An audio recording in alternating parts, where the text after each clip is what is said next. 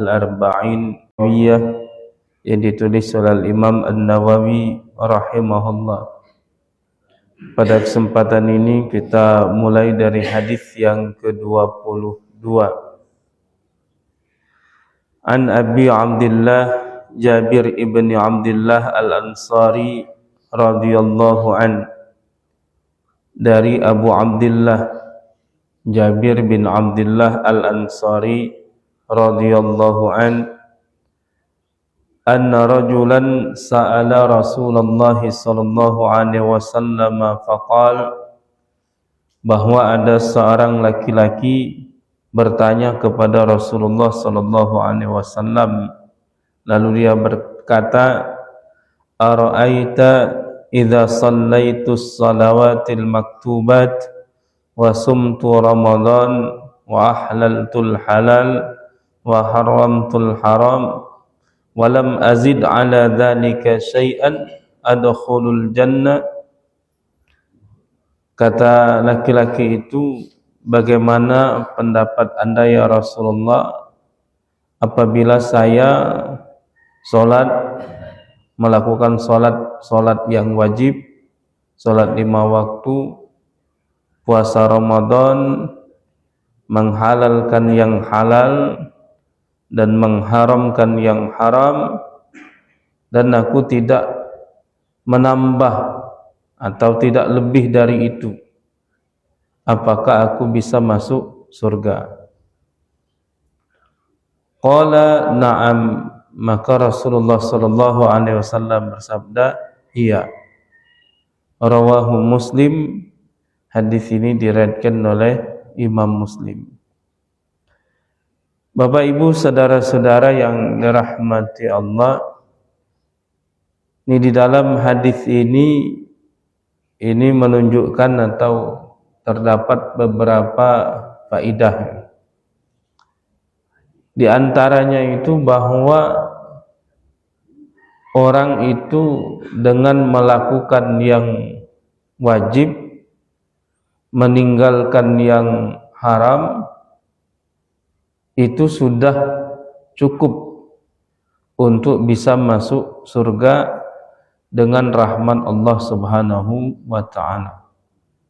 Asal yang wajibnya dilakukan, yang haram ditinggalkan, tidak lebih dari itu. Salat wajib baik, puasa wajib baik, tidak kata yang sunnah-sunnahnya tidak. Asal memang cak itu nian, yang wajib dilakukan galau, yang haram ditinggalkan galau, maka itu sudah bisa masuk ke dalam surga.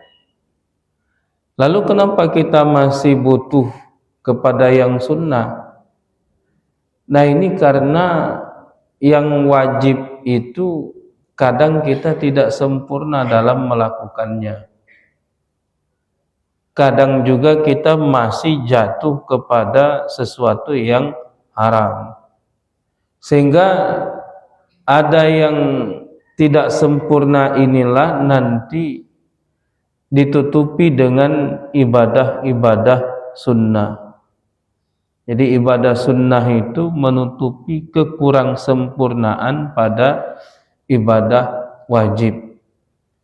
Jadi kalau sholat kita itu mungkin masih bermasalah, ada yang kurang khusyuknya, ada yang kurang sempurna dari hal-hal yang lainnya, nanti dilihat ke sholat sunnahnya, ditambal ke situ. Puasa wajib juga begitu, tetapi tidak bisa menggantikannya,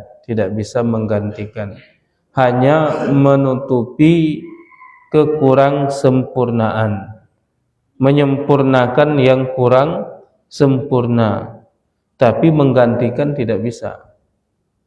Satu sholat wajib yang ditinggalkan kita ganti dengan sholat sunnah, ya tidak bisa. Atau dulu punya utang puasa Ramadan, sekarang memperbanyak puasa sunnah, tidak bisa. Tetap harus qada Ramadan. Jadi jangan diniatkan ini aku puasa, niatnya puasa sunnah, padahal masih banyak utang, dulu-dulu. Boleh puasa sunnah, tapi niat utamanya adalah qada Ramadan.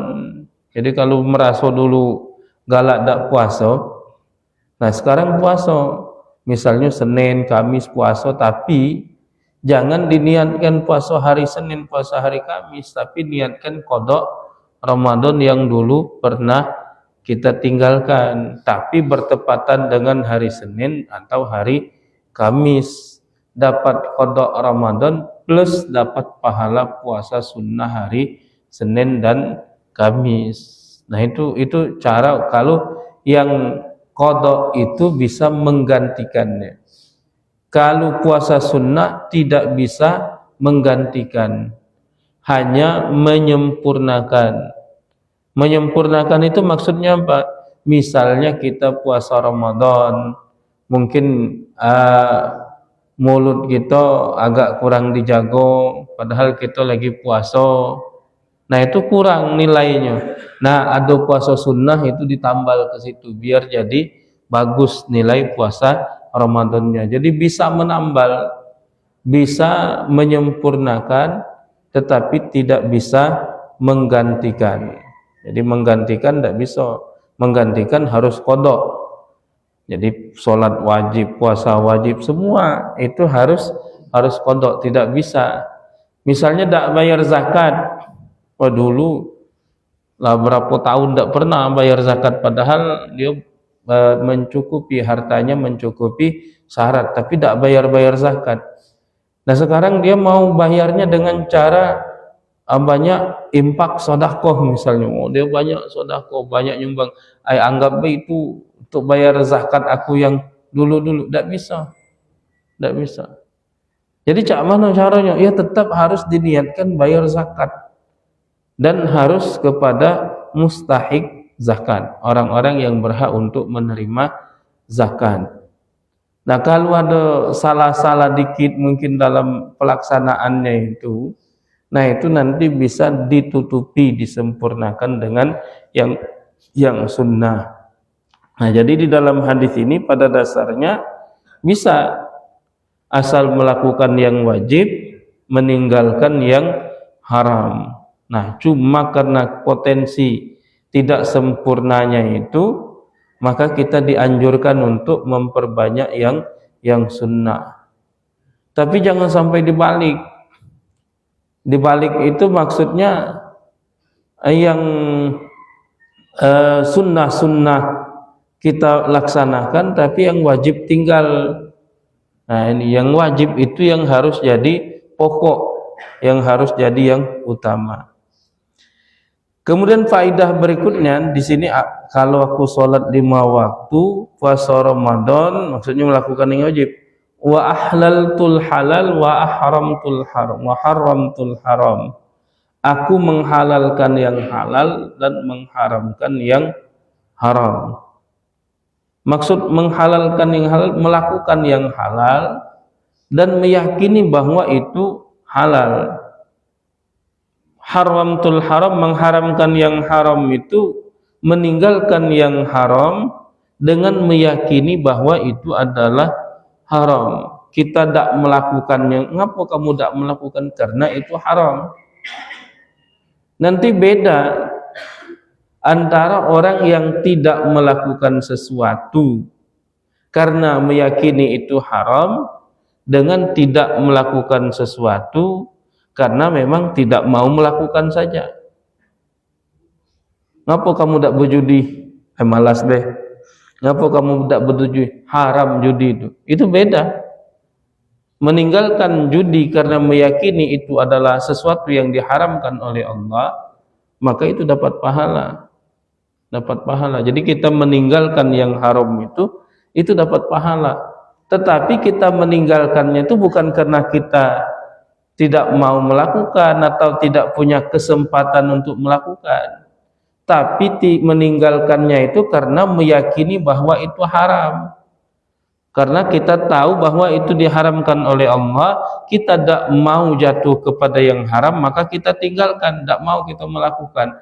Nah yang itu dapat pahala. Jadi kalau kita meyakini ini wajib, kemudian kita lakukan, dapat pahala.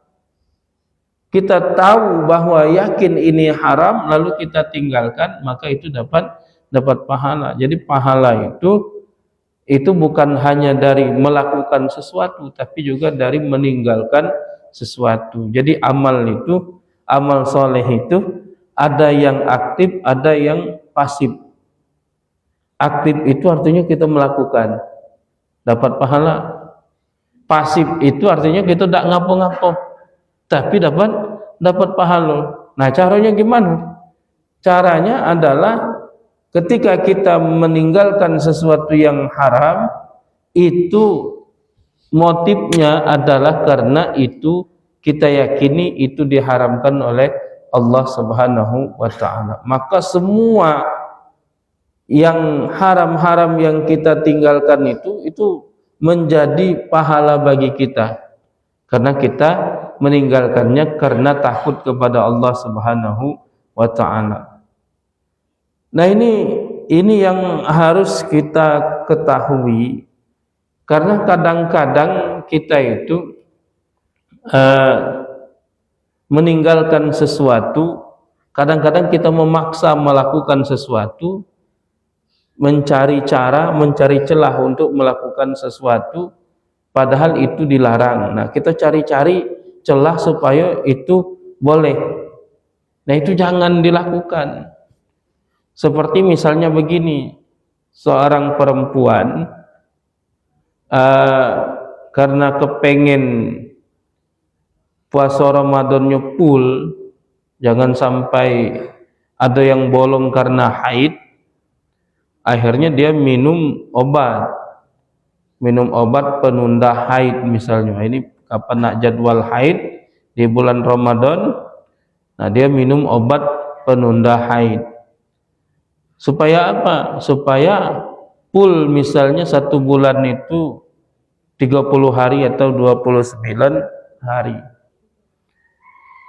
Bagaimana hukumnya? Ya, kalau itu tidak membahayakan, ya tidak apa-apa, boleh-boleh saja. Dan kalau ternyata memang tidak haid, dia boleh berpuasa. Tapi ini tidak bagus untuk dilakukan, tidak baik untuk dilakukan, walaupun puasanya sah. Puasanya sah. Kenapa? Ya, karena memang darahnya tidak keluar. Sah, berarti dia tidak mengalami haid. Sah, 30 hari puasa full, sah. Tapi dia telah melakukan satu tindakan yang salah. Salahnya apa? Salahnya seharusnya dia dapat pahala, tapi ini tidak dapat pahala. Apa pahala? Pahala tidak berpuasa di bulan Ramadan karena haid. Jadi meninggalkan puasa karena lagi haid itu dapat pahala. Bukan lebih baik minum obat penunda haid sehingga full 30, ini lebih utama, lebih besar pahalanya. Ngapa? Karena pacak full Ramadannya. Kalau haid misalnya 7 hari, berarti 7 hari tidak puasa Ramadan. Lagi di bulan Syawal baru qada. Berarti yang 7 ini tidak di bulan Ramadan, 7-nya di bulan Syawal. Aku nak di bulan Ramadan, kalau lebih besar pahalanya. Salah. Justru ketika dia haid kemudian dia tidak berpuasa karena haid itu, disitulah dia dapat pahala. Kenapa? Karena taat kepada aturan Allah dan Rasulnya. Karena kita taat. Kapan haid tidak boleh puasa? Ya sudah, tidak boleh puasa. Sama seperti misalnya wanita haid dilarang membaca Al-Quran. Wah, dikit pahala aku kalau tak boleh baca Quran. Aku nak baca Quran tu lah. Nak haid, nak pokoknya aku nak baca Quran tu lah. Nah, justru disitulah letak kekeliruannya. Kita tinggalkan itu bukan kita kurang pahala, tapi dapat pahala. Pahala apa? Pahala meninggalkan sesuatu yang dilarang oleh Allah dan Rasulnya. Jadi dapat pahala itu bukan sekedar melakukan sesuatu, tapi meninggalkan sesuatu karena Allah, itu juga dapat pahala. Itu namanya amal soleh yang sifatnya pasif, tidak ngapo-ngapo tapi dapat pahala. Ngapo? Karena kita tidak ngapo-ngaponya itu, meninggalkan sesuatu itu karena meyakini itu dilarang oleh Allah dan Rasulnya. Jadi ada yang aktif, ada yang pasif. Sebagaimana misalnya dalam hadis yang lain Rasulullah sallallahu alaihi wasallam bersabda, kata beliau, ala kullil muslim shadaqah. Setiap orang muslim, orang Islam itu harus sedekah, kata beliau. Lalu ada yang bertanya, wahai Rasulullah, ara'aita in lam yajid, bagaimana ya Rasulullah kalau dia tidak punya sesuatu untuk disedekahkan, cak mana kalau dak kati? Maka kata beliau, ya'malu biyadaihi fayanfa'u nafsahu wa yatasaddaq. Kalau dia tak kati yang bisa disedekahkan, maka dia harus bekerja dengan kedua tangannya, sehingga dengan bekerja itu bermanfaat bagi dirinya dan bisa bersedekah. Lalu ditanya lagi, wahai Rasulullah, bagaimana kalau dia tidak mampu bekerja, atau sudah bekerja tapi tidak cukup, jangan kena sedekah untuk kebutuhan diri, tidak cukup misalnya. Maka kata beliau, yu'inu dzal hajatil malhuf. Kalau dia tidak mampu, maka dia bisa sedekah dengan cara membantu orang-orang yang butuh bantuan, menolong, memberikan pertolongan. Maksudnya pertolongan dalam bentuk tenaga, dalam bentuk ide-ide, gagasan, pendapat. Tidak mesti harta sedekah itu. Bisa sedekah harta kalau punya, tidak punya harta sedekahnya tenaga misalnya. Menolong orang yang butuh pertolongan. Lalu ditanya lagi, ya Rasulullah, bagaimana kalau dia tidak mampu juga? Ara'aita illam yastati', cak mana kalau tak mampu juga ya Rasulullah? Maka beliau menjawab, kalau tak juga, kata beliau, menyuruh orang, mengajak orang untuk berbuat baik. Mengajak orang untuk berbuat baik itu juga sedekah. Sedekah harta tak pacak, kena tak ganti. Sedekah tenaga juga tak bisa juga, atau tak dilakukan. Maka ada sedekah lain, yaitu melakukan amar ma'ruf, mengajak orang kepada kebaikan, itu sedekah juga. Lalu ditanya lagi, ya Rasulullah, bagaimana kalau masih tidak dilakukan juga? Sedekah harta tidak, sedekah tenaga tidak juga, ngajak uang berbuat baik tidak juga, cak mana ya Rasulullah? Yumsiku nafsahu anisyar fa innahu dzalika shadaqah. Kalau masih tidak juga, fa innahu lahu shadaqah. Kalau tidak juga, yumsiku nafsahu anisyar, dia menahan dirinya dari perbuatan yang buruk, tak melakukan perbuatan yang buruk, tak melakukan dosa, baik yang berkaitan dengan hak Allah atau dengan hak sesama manusia, maka itu juga sedekah, kata Rasulullah. Jadi nahan diri, tak ngapa-ngapa, nahan diri tak berjudi, nahan diri tak narkoba, nahan diri tak nipu wong, nahan diri tak berkata yang kasar, nahan diri dari semua yang buruk-buruk, maka itu juga sedekah. Artinya itu juga dapat pahala.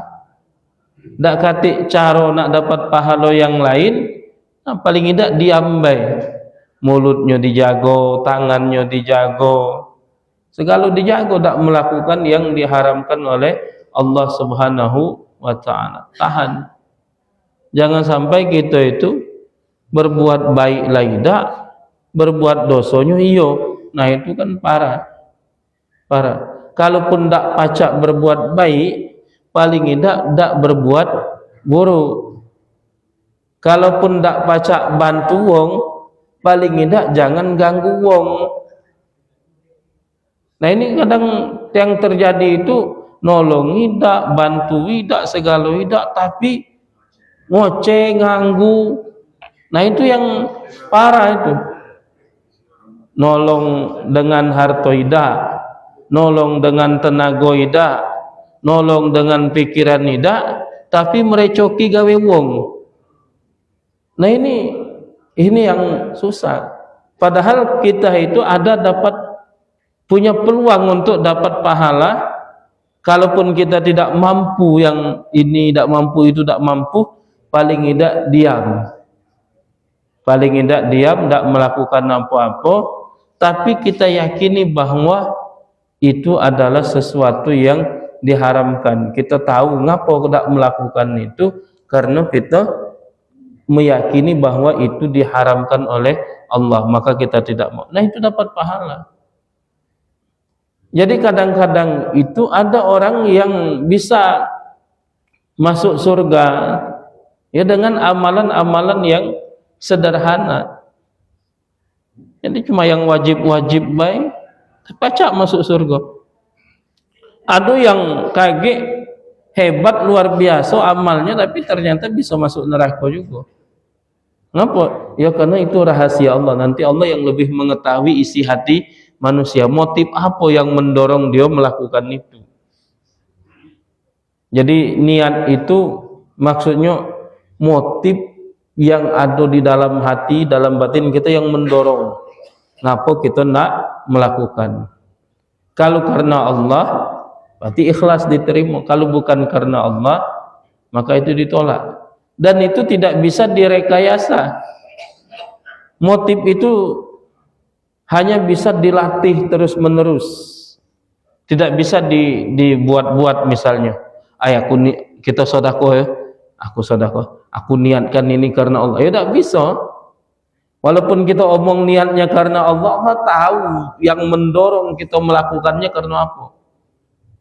Makanya untuk mengubah niat itu dengan latihan terus-menerus, meningkatkan keimanan kita kepada Allah sehingga terbentuk sendiri. Nanti dia yang akan mendorong, menjadi pendorong untuk melakukan sesuatu.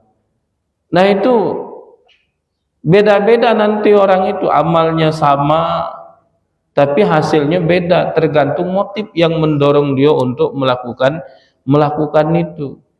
Ada yang amalnya biasa-biasa baik, sederhana baik, tapi ternyata memang motif yang mendorongnya betul-betul karena Allah, diterima masuk surga. Satu ketika Rasulullah pernah lagi duduk bersama para sahabatnya, kata beliau, yatlu'u alaikumul an rajulun min ahlil jannah, akan datang kepada kalian sebentar lagi seorang laki-laki yang termasuk penghuni surga. Ada lama kemudian kata sahabat ini yang meriwayatkan ini, Anas bin Malik, itu datanglah seorang laki-laki dari kalangan Ansar. Datang laki-laki yang sangat sederhana, dia menenteng kedua sandalnya, kemudian di jenggotnya masih ada bekas air wudu. Masuk. Besoknya Nabi ngomong lagi, akan datang seorang laki-laki penghuni surga. Ternyata yang datang yang kemarin itu, sampai 3 hari berturut-turut. Nah ada satu sahabat namanya Abdullah bin Amr bin As. Abdullah bin Amr bin As radhiyallahu anhuma itu merasa penasaran, apa nian amalan wong ini lah disebut oleh Nabi sebagai penghuni surga. Akhirnya begitu majelis Nabi itu selesai, Abdullah bin Amr itu datang menemui laki-laki tadi. Wahai hamba Allah, aku ni lagi kena marah oleh ayahku, lagi tidak akur dengan ayahku. Abdullah bin Amr bin As masih kecil, ini sahabat junior yang ngomong, aku ni lagi tidak akur dengan ayahku, lagi kena marah. Lalu aku bersumpah tak balik ke rumah dulu, boleh tak aku nginap di rumah kamu? Nah boleh, tak apa-apa katanya. Nah akhirnya nginap. Yang sudah nginap itu dia nak nengok apa dia rasio wong ini sampai 3 hari berturut-turut disebut oleh Rasulullah sebagai penghuni surga. Nah, kapan dia nengok itu tak kati yang istimewa, biasa-biasa baik wang ini di rumahnya. Kalau malam ditengoknya tak pula bangun sholat tahajud, tidak. Dikiranya mungkin apa semalam suntuk tahajudnya. Ternyata tidak. Bangunlah menjelang subuh, nak subuh. Baru bangun, baru sholat subuh. Malam berikutnya tidak. Sebelum tidur paling kata Abdullah bin Amr bin As, dia zikir, baca-baca doa sebelum tidur. Sudah tu tidur lama sampai subuh. Nak subuh baru bangun. 3 malam itu cak itulah. Tak kata yang istimewa apa doa amal-amal hebat. Cuman aku tak pernah nengok dia tu ngomong kecuali yang baik-baik kata Abdullah bin Amr bin As. Sampailah hari ketiga pamit. Nah, pamit itu baru dia ngomong terus terang. Wahai hamba Allah, sesungguhnya tak katik masalah apa-apa aku dengan ayah aku itu. Cuman aku ni penasaran karena 3 hari berturut-turut Nabi ngomongi kamu ini penghuni surga. Aku nak nengok apa dia amalannya. Tapi sampai di sini aku tak nengok itu. Nah, aku nak bertanya kira-kira apa amalan kamu. Tak katik katanya. Yang kamu tengok itulah, ya itulah amalan aku. Akhirnya agak kecewa nih, tak ketemu rahasianya itu. Akhirnya dia pas nak balik, pamit, dipanggil lah. Kata laki-laki, tak katik yang aku lakukan kecuali apa yang kamu lihat itulah.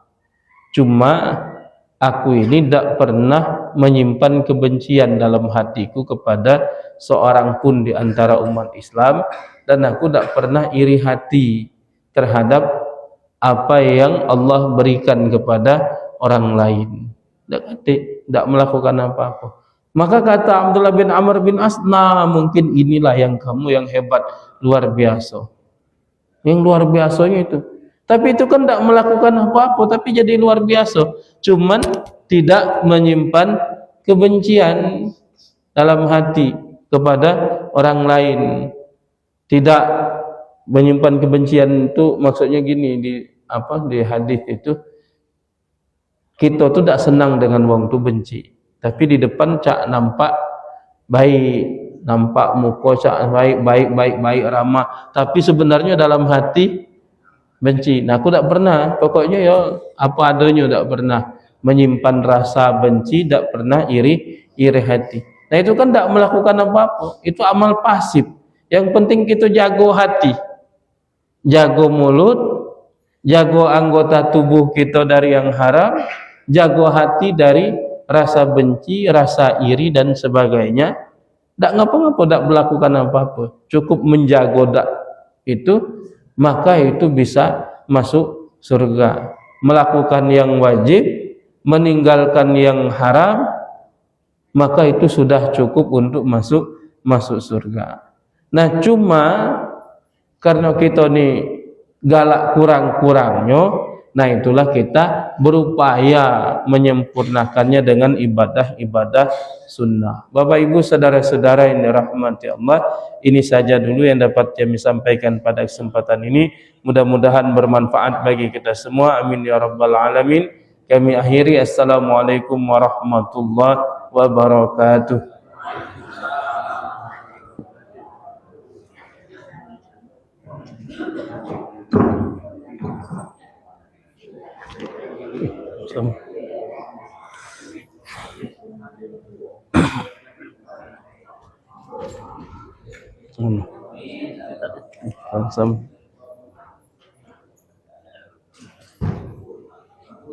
Terima kasih, Pak. Sama-sama.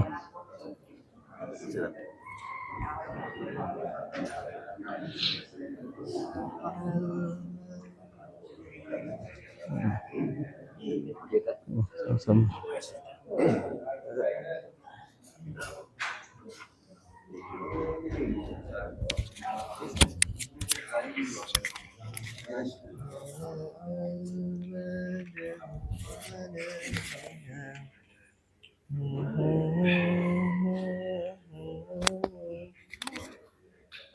وجمال سلطان علينا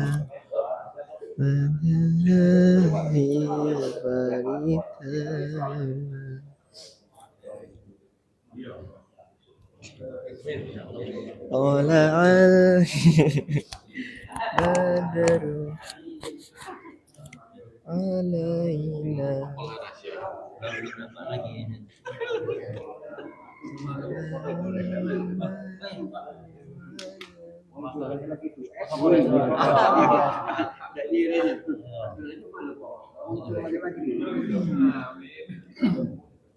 Adi banyak.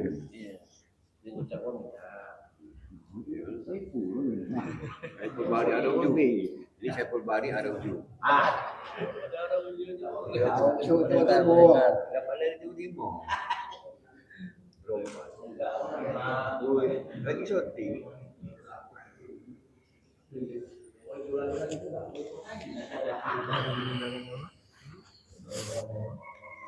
Oke, karena sudah usai hari ini, kan tutup ya teman-teman ya. Terima kasih sudah bergabung. Nanti untuk potongan videonya ada di TikTok ini ya. Nanti potongannya insya Allah akan saya buat. Ya, jadi yang sudah ketinggalan materinya di awal nanti insya Allah kami akan buat. Akhiri, assalamualaikum warahmatullahi wabarakatuh.